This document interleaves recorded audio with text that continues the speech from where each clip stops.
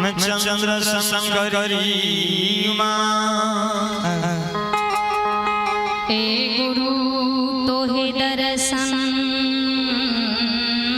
बिना सुखे सकल शरीर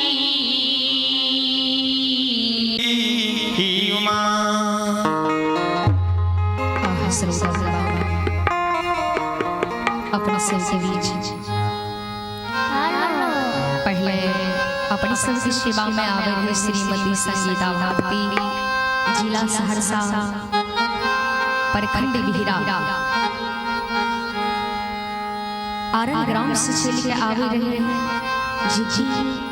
हेमंत पंजार की सपुत्री श्रीमती संगीता भारती अब ससुराल से चल के आवे अपनी सब की सेवा में जी जिला मधेपुरा प्रखंड घिलार जागीर ग्राम से चल के आए श्रीमती संगीता भारती बेलवारा ग्राम संत समाज मां महाना सब जो श्रीमती संगीता भारती के मुखार बिंद से भगे सुने की कृपा करबे भगवान के दरबार में श्रीमती संगीता भारती के दर्शन देगी प्रयास करबे ऐसे में जे त्रुटि गलती है ते अपने सब बच्ची समझ के क्षमा करबे जी कि हम कोई 12 गायिका नहीं छी अपने सब के बीच बहुत छोट मोट गायिका छी चलो ऐ भगवान के दरबार में एक बेर बाबा धनाल के नाम पर दोनों हाथ उठा कर जोर से जय जयकार कर दियो जी कहीं बाबा धनाल होते आए के मंडप में प्रवेश हो जो मां जगदम्बा जगदम्बा भवानी की कृपा से अपने सब के काल कष्ट बहुत दूर भाग छे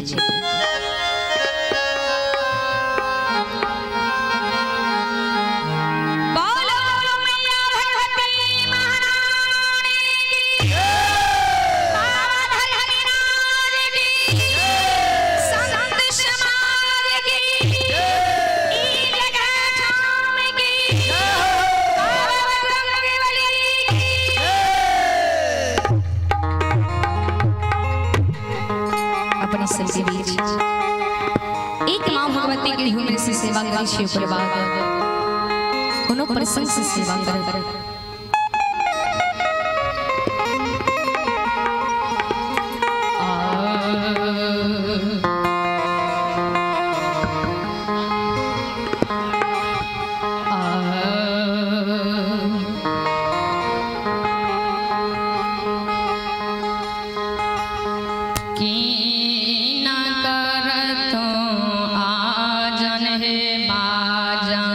की न कर छिया